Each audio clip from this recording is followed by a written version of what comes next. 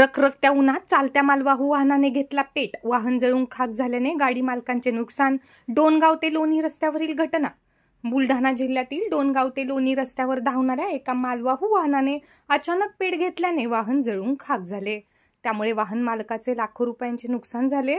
मालवाहू वाहन डोणगाव वरून लोणी येथे जात असताना ही घटना घडली आहे. सध्या उन्हाची तीव्रता जास्त आहे.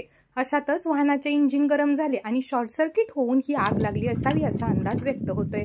आगीनंतर वाहनाचे सांगाडा फक्त शिल्लक राहिला.